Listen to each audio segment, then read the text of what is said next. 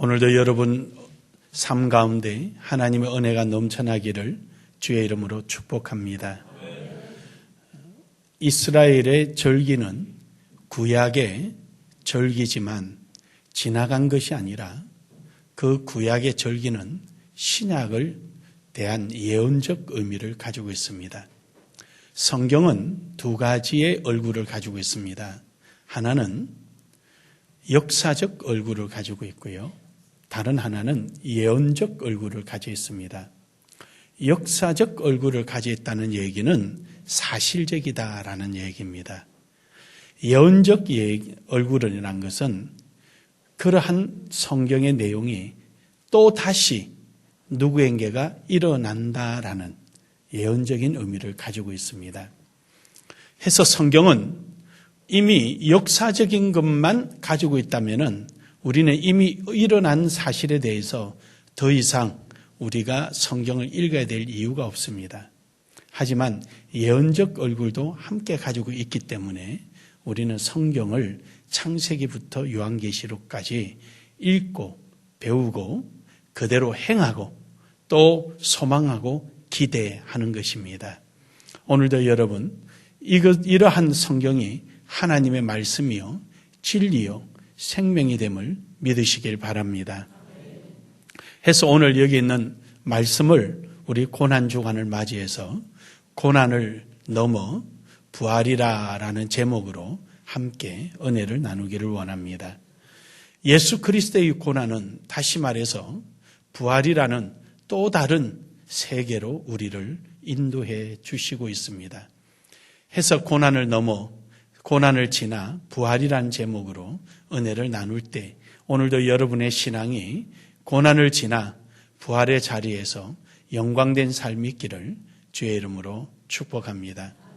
첫 번째로는 부활절의 의를 말씀을 드리겠습니다. 부활절의 의라는 것이 무엇인가라는 것을 우리가 먼저 알 때 다음 주에 부활절에 대한 우리의 맞이하는 자세가 필요할 것입니다.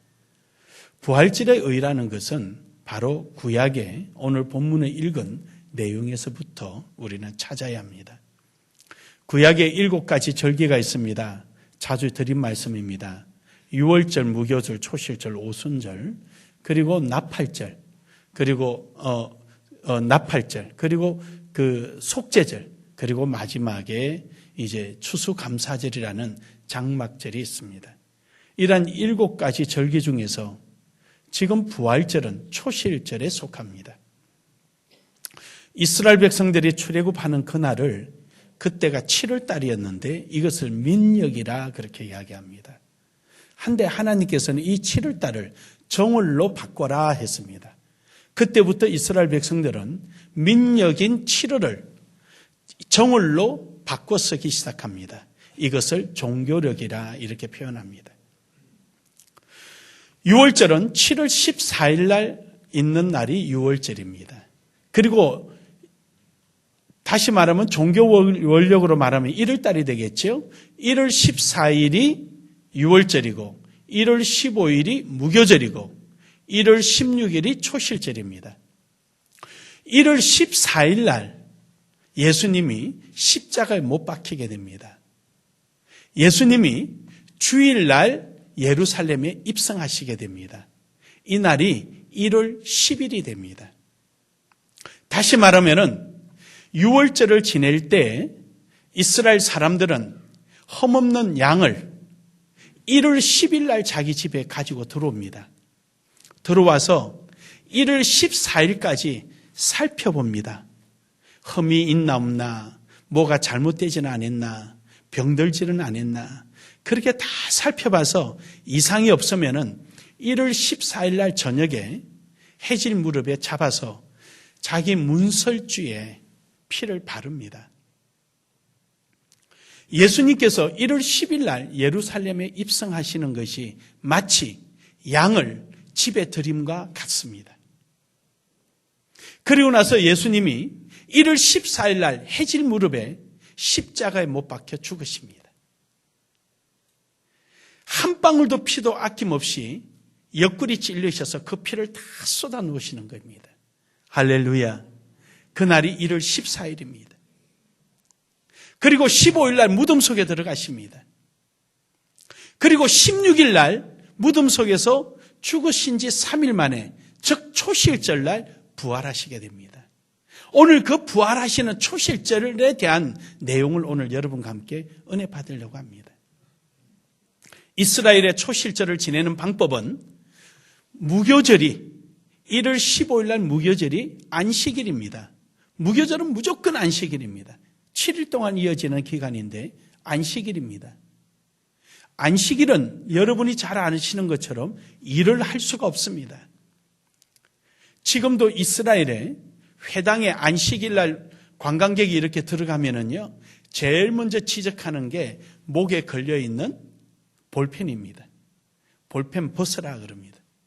그리고 가방에 넣으라 그래요. 왜냐하면 볼펜을 빼가지고 적으면은 일을 하는 거니까. 카메라 캡을 닫아서 가방에 넣으라 그래요. 카메라 가지고 샤터를 누르는 것이 불을 켜는 일과 같으니까 안 된다는 겁니다. 그러는 유대인들이 이 초실절만큼은 다릅니다. 이들이 14일 날 무교절 날 들에 나갑니다. 이 보리밭에 갑니다. 이스라엘 사람들이 농사를 지을 때 고르반 그러고 이것은 하나님 것이야 라고 어느 한 부분을 정해놓습니다. 농사를 지을 때. 이거는 하나님 거니까 여기는 특별히 관리를 잘해서 싹이 잘 나고 열매가 잘 맺히도록 애를 씁니다. 그런 다음에 15일 날 무교절 날 사내들인 공회원 종교 지도자를 불러서 제가요 이 보리단을 하나님 앞에 오늘 드리려고 하는데 괜찮겠습니까? 라고 묻습니다. 그러면은 공회원이 종교 지도자 보고 그거 괜찮겠다. 그러면 이제 그것을 추수를 하는 거예요. 근데 공회원이 봐가지고 그거보다는 저쪽이 훨씬 더 좋으면은 이거 하지 말고 저거 해라. 지정을 해줍니다. 그러면 이제 그걸 낯을 대게 되는데 안식일이잖아요. 안식일인데도 낫이랑 바구니를 다 가져가서 이제 그 밭주인은 이렇게 이야기합니다. 해가 졌나요? 하고 부르면은 거기 주변에 있는 사람들이 해가 졌습니다 라고 대답을 해요. 내가 낫을 덜까요? 그러면 낫을 덜세요? 또 대답을 해줘요. 보리를 벨까요? 그러면 베세요? 그래. 제가 담을까요? 그러면 담으세요? 그러면 이제 거기에 담는 거예요. 전부 다 여기서 질문과 답은 부정적인 말이 없어요. 다 긍정적인 말이에요. 다른 날은 안식일 날 일을 하면 절대 안 되고 낫을 손에 쥔다는 것은 있을 수가 없는 일인데 이날만큼은 할 수 있는 거예요. 그래서 그 볏짚단을 보리단을 가져와서 일부는 막대기로 톡톡톡톡톡 알을 칩니다. 알이 상하지 않도록 잘 쳐서 탈곡하는 거죠. 해서 그것을 후라이팬에 구멍이 퍽퍽퍽퍽 났는데 밀이나 보리가 빠지지 않을 정도로 구멍이 나 있어요. 거기에 탈곡한 것을 알을 넣고 불에 구워요. 구우면은 껍질이 다 벗겨지는 거예요. 그러면 이제 키질을 해서 알갱이만 싹 빼가지고 가루를 내는데 이 가루가 최고로 고와야 합니다. 그래서 가장 곱게 하는데 고운 것을 검사를 받아요. 검사를 받아서 종교 지도자가 오케이 하면은 이제 그걸 하나님 앞에 드리는데 심지어는 13번의 채를 걸러서 곱게 한다 그래. 그렇게 해서 한 호매를 만들어서 거기에 기름도 넣고 유황도 넣고 이렇게 해서 하나님 앞에 드리는 거예요. 한 호멜은 지금 말하면 2.6리터 정도쯤 돼. 우리로 말하면. 그래서 이제 그 한 호멜을 드리고 나머지 단은 제사장에게 그냥 가져갑니다. 이날이 다 안식일이에요. 그러면 이걸 받은 제사장은 안식 후 첫날, 오늘 본문 말씀에 안식 후 첫날. 그럼 오늘날로 말하면은 무슨 요일이죠? 주일이에요, 주일. 주일날 새벽에 하나님 앞에 이것을 헌더러 요제로 드립니다. 요제로 내가 헌더러 드리는 거예요. 첫 열매, 하나님 첫 열매 드립니다 라고 드리는 거예요. 부활의 첫 열매, 우리 주 예수 그리스도입니다. 안식 후 첫날 하나님 앞에 드려졌음을 믿으시길 바랍니다. 예수님께서 무덤에서 부활하시자마자 안식 후 첫날 부활하시고 마리아와 막달라 마리아 다가와서 예수님을 만지려고 그러니까 만지지 마라. 내가 아직 하나님 앞에 드리지 못했다. 그리고는 하나님 앞에 드린 이후에 와서 도마에게 자, 내 손 한번 만져봐라. 구멍이 났나 안 났나? 못자국 있나 없나 한번 만져봐라 그러시잖아요. 그래서 이 초시절과 예수님의 부활절과는 똑같은 내용이에요. 지난날의 유대인들이 초실절을 지냈지만 그것은 오늘날의 부활절을 예언하고 있는 얘기입니다. 예수님의 그 고난을 통하여서 오늘날 우리에게 부활이라는 자리로까지 우리를 인도해 주셨습니다. 이러한 부활절의 절차와 의의를 바로 깨닫기를 주의 이름으로 축원합니다. 그럼 이러한 부활의 의미는 무엇인가라는 것입니다. 그 의미는 베드로전 이사야 9장 6절에 보면은 한 아이가 우리에게 낳는데 우리에게 주신 바 되었다. 하나님께서 한 아이를 우리에게 주신 거예요. 근데 이 아이가 자라서 영존하신 하나님이 예수 그리스도는 우리의 하나님 되심을 믿으시길 바랍니다. 다시 말해서 예수 그리스도의 성육신을 의미하는 거예요. 이 땅에 오셔서 땅에 심겨져서 하나님 앞에 드려진 것처럼 이 땅에 오신 예수 그리스도, 십자가의 고난과 고통을 다 지나서 하나님 앞에 부활을 하셔서 우리에게 부활의 생명을 주신 예수 그리스도의 성육신을 말씀하시는 거예요. 그래서 오늘 여러분과 제가 사도신경을 고백할 때 성육신을 고백하는 겁니다. 인간의 몸을 입고 우리에게 오셨지만 바로 그분은 하나님이십니다. 영원한 생명을 주러 오신 하나님이십니다. 예수 스스로 그 고난과 고통을 다 겪으면서 우리에게 부활의 생명을 주기 위해서 오셨음을 믿으시길 바랍니다. 그래서 베드로전서 2장 11절에 보면은 이를 위하여 너희가 부르심을 받았으니 그리스도도 너희를 위하여 고난을 받으사 너희에게 본을 보여주셨다. 예수님께서 이 땅에 인간의 몸을 입고 이 땅에 오셔서 유월절의 양처럼 죽임까지 당하며 피 한 방울 없이 다 쏟아버리시며 그 많은 고통과 고난을 당하신 것은 여러분과 저에게 부활의 생명을 주시기 위함임을 믿으시길 바랍니다.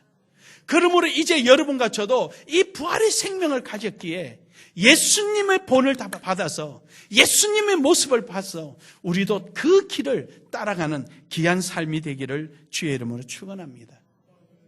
예수님은 우리를 위하여 고통을 받으시되 아낌없이 쏟아주셨는데 요한복음 19장 23절에서 24절에 보면은 예수님이 입고 있던 옷마저도 다 벗어서 우리에게 주셨어요. 십자가상에서 물과 피를 하나없이 쏟아서 우리에게 다 주셨어요.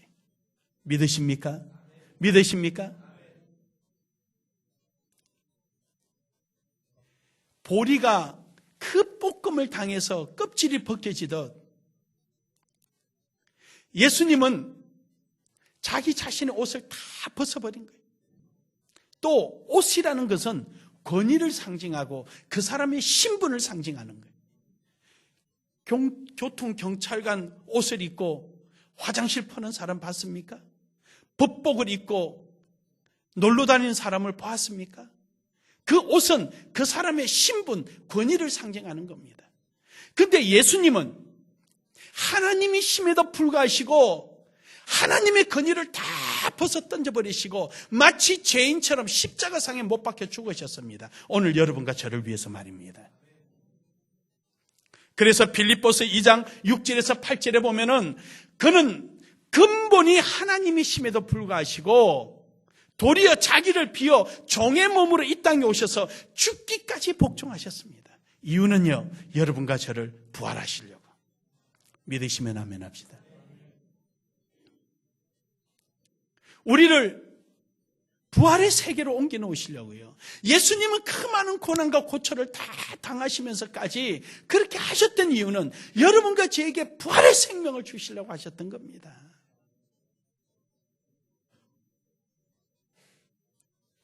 주님의 그 고난 자리, 바로 그것은 곧 부활의 시작이었습니다. 결국 예수님은 고린도전서 15장 23절에 보면은 예수님은 부활의 첫 열매가 되셨습니다. 그 첫 열매 해서 이제 우리도 예수님을 따라서 그 뒤에 이어서 부활의 생명으로 부름을 받았던 겁니다. 사랑하는 여러분, 예수님께서 여러분과 저에게 부활의 길을 열어놓으시고 부활의 첫 열매가 되셔서 오늘도 여러분과 저를 인도해 주심으로 우리는 부활의 생명체로 주께 영광 돌리는 귀한 삶이 되기를 주의 이름으로 축복합니다. 이제 그렇다면 부활의 삶이라는 게 무엇냐라는, 부활의 의도 알았고 부활의 의미도 알았고 이제 여러분과 저는 고난을 지나 부활의 삶을 살아가는 부활의 삶이 이루어져야 합니다. 부활의 삶이란 한마디로 말해서 따라합시다. 청지기 삶. 청지기 삶. 청지기 삶이에요. 첫 열매와 11조는 다릅니다. 성경의 11조는 마지막에 드리는 게 11조예요. 예를 들면은 목동들이 1년 마지막에 양떼들을 우리로 넣습니다. 넣을 때 막대기를 하나 딱 쥐고 있다가 우리로 들어가면 1마리, 2마리, 3마리 하고 9마리, 10번째는 막대기를 딱 내립니다. 막대기 아래로 지나가다가 10번째는 딱 내려서 못 들어가게 합니다. 그 10번째는 하나님 겁니다. 또 해서 10번째 또 이거는 하나님 겁니다. 이게 11조입니다. 근데 만약에 그 1마리가 새끼만 낳았다 그러면 2마리, 3마리씩 놓는 거예요. 그래서 하나님, 이게 좀 아까운데요. 바꿀 수 있어요. 어떻게 바꾸느냐? 2마리 주고 바꾸는 거예요. 배로 주는 거예요. 얘 1마리가 10번째 얘가 걸렸으면은 얘를 자기가 가져가는 대신에 2마리를 하나님 앞에 드려야 되는. 근데 또 드리다가 이 녀석이 귀가 찢어지고 코가 찢어지고 발톱이 나갔어요. 문제가 있잖아요. 그러면은 문제 없는 거로 바꿔야 되는 거예요. 암놈이면 암놈, 순놈이면 순놈. 이게 11조입니다. 추수를 다 해서 11조를 딱 빼서 드리는 게 11조예요. 첫 열매는 다릅니다. 첫 열매는 오늘 본문에 있는 14절의 말씀처럼 하나님께서 예물을 받으셔서 하나님이 요제로 드리고 난 다음에 제사가 끝나야 그때부터 추수가 시작됩니다. 그전에 추수할 수 없어요. 첫 번째 거는 무조건 하나님 앞에 드리는 거예요.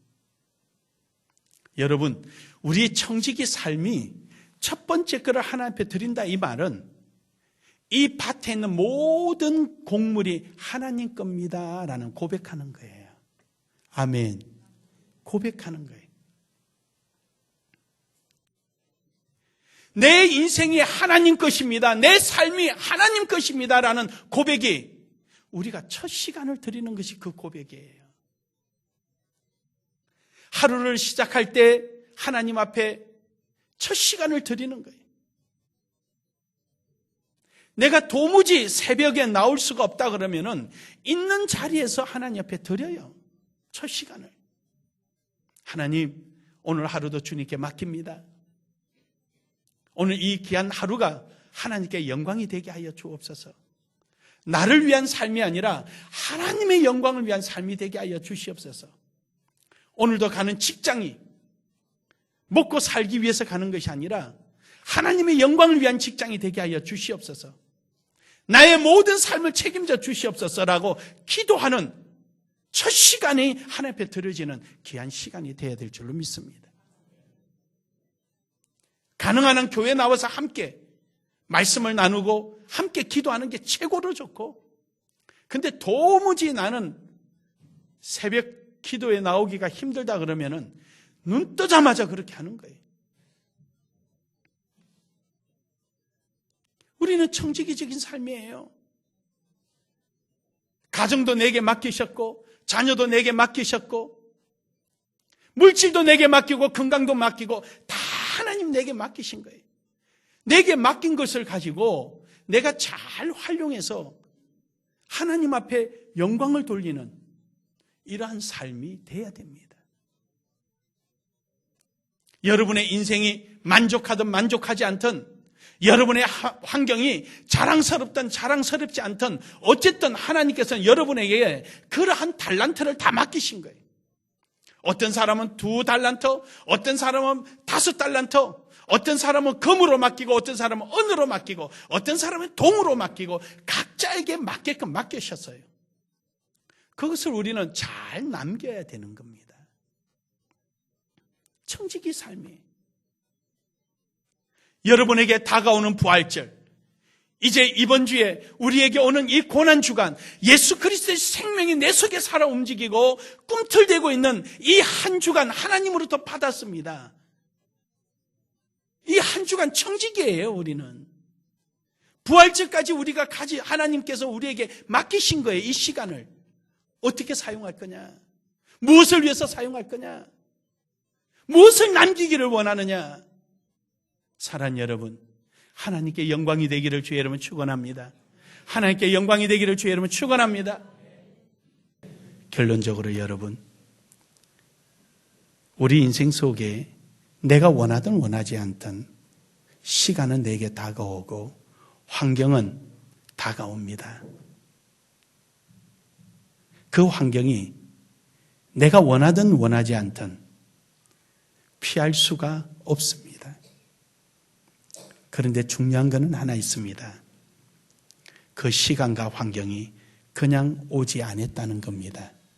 하나님께서 여러분에게 맡겨주셨던 것입니다. 그것이 혹여 고난이라 한달지라도 그것을 통하여서 부활의 영광까지 나아가는 여러분 되기를 바랍니다. 그 환경이 여러분에게 좋게 여겨 보이시거든 더욱더 기쁜 마음으로 하나님 앞에 영광이 되기를 바랍니다. 바로 그 자리는 부활의 자리입니다. 인사 한번 합시다. 부활의 자리로 나갑시다. 부활의 자리로 나갑시다.